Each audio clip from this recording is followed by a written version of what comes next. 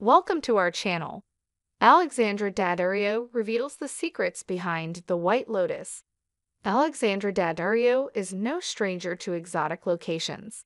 Perched atop a cruise ship observatory deck 5 stories above Monaco's famous Port Hercules, the bustling waterways alive with private charters beneath her, the actor looks right at home. Through the muffled sounds of popping champagne and the scurrying of waitstaff boat shoes across the pristinely polished upper deck, the faint tinge of a New York accent rises above. "I've been practicing my grade school French to the best I can," she laughs. "I'm always proud of myself when I pull that off." At this time of year, the idyllic setting, just a stone's throw from where the Hitchcock classic To Catch a Thief was filmed, makes for a fascinating meeting point. In just a few short hours, the Principality will play host to an intoxicating cocktail of sport and celebrity when the Formula One Monaco Grand Prix officially kicks off. If ever there was a place to meet up and talk cinema, style, and street circuits, Monaco would be it. So imagine my surprise when the White Lotus star reveals that, like me, she's never before stepped foot on the fabled Capriccio-inspired steps of Monte Carlo. "I've never been here before, and it's absolutely stunning. I feel like there's something about the city that doesn't take itself too seriously, which I love. There's such a sense of play, and to race cars in the street instead of on a track is a very sort of playful thing to do." For Daddario, it feels like a perfect fit. The 38-year-old actress, famous for her quick wit and perfect delivery, has made a career out of not taking herself too seriously. She's starred in zombie comedies and disaster flicks, played Lois Lane in an animated Superman movie, and even donned the iconic Baywatch red bathing suit. Looking at her filmography at large, you'd be hard-pressed to find a working actor in Hollywood who is having more fun than Daddario, and she knows it. The Emmy-nominated actor is living out a childhood dream, one that she can trace back to a singular defining moment. There is a sense of wonder, like, wow, I can't believe it. If teenage girl Alex could see this, it's pretty incredible, she says. "I remember being about 13 and home alone for the weekend, while my parents were out of the country. So I went to the corner store and rented American Beauty and Moulin Rouge. I watched them, and I was blown away. There's a sort of melancholy to both of them that I think I responded to. It was just this sort of religious experience for me, and I was like, that's what I want to do. Acting showed me that it's okay to be super deep and emotional. In acting class, I was allowed to really express my feelings in a way I wasn't allowed to in the real world." A star of both big and small screen, the career actor was already a household name when snagged a role in Mike White's pandemic-produced phenomenon, The White Lotus, but from there, everything changed. Seemingly overnight, the actor went from a recognizable face to one of television's biggest stars, dragging her from the indie world and thrusting her headfirst into the cultural zeitgeist. More than 2 years after her season finished, Daddario is still in awe of the series' staying power. "It was awesome. I mean, you have to remember too, there wasn't much coming out," she tells me. "It was a very strange time. The last thing we were thinking about was, how is this going to do? Well, at least I was. So when it became the phenomenon it was wonderful. I feel like if you get lucky enough as an actress to be on something that invades the pop culture in that way, you always feel blessed by success. Why wouldn't you feel excited about it? I'll talk about it for the rest of my life." The global phenomenon, created by visionary filmmaker Mike White, focused on the guests and employees of the fictional White Lotus resort chain. Interactions are awkward, dysfunctional, and often confronting, leading to some knockout performances from the ensemble cast. The limited series went on to become one of HBO's most watched in history, snagging 11 nominations at the 74th Primetime Emmy Awards, including an Outstanding Supporting Actress in a Limited or Anthology Series or Movie acknowledgement to Daddario.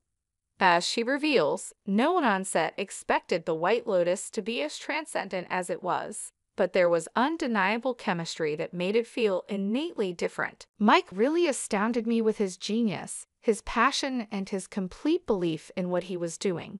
I just feel lucky to be part of something that unique. It was creatively fulfilling, and to have that kind of response is more than you can ask for. It was a really lovely, peaceful, non-party atmosphere, which is actually unusual for a set, especially in a location like that. I think a lot of how we were all feeling permeated our performances, and we created something really unique. In all probability, Season 1 of the hit series captured a magic that we are unlikely to ever see again. A set cloaked in uncertainty, fixed to the backdrop of an evolving global pandemic, and shrouded in mystery. It's worth a documentary series of its own. We were sort of coming out of a cave, and we were all just a little bit off, I think. There was even a part of time when some of us were in quarantine, but everyone was so lovely, and every day we'd go to the beach, we'd watch the sunset, and we were very together. It felt more like a family. To have that kind of success during a time when it was hard to get work, I feel very blessed and lucky. The finicky side to Hollywood. Daddario, whose first introduction to the world of film and cinema came when she was just a child, overnight success has been a long time coming. Small but memorable parts in some of the biggest series in television history should have propelled her into the entertainment stratosphere, but somehow, the timing just didn't line up.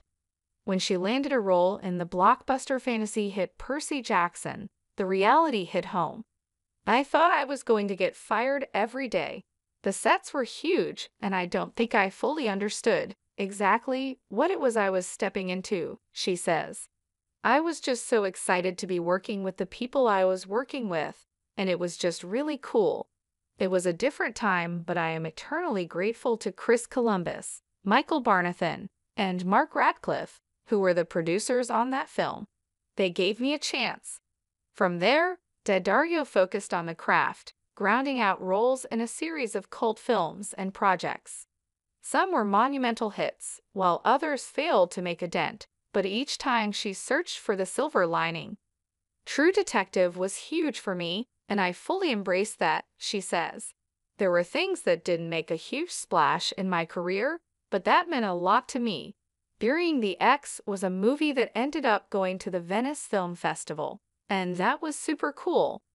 There are these moments, like certain red carpets you get to be on, certain people you get to meet or work with, or there's some stuff that permeates pop culture or stuff no one ever saw, but it meant a lot to me. I think a lot about acting is about confidence, and along the way, you pick up tips and tricks and confidence and experiences. And I'm very lucky to have had a lot of experiences, good and bad. There's been times in my career that I think my career is over. You do a string of bad movies. Hollywood is finicky. It's a refreshingly honest take on the industry, but that's Daddario in a nutshell.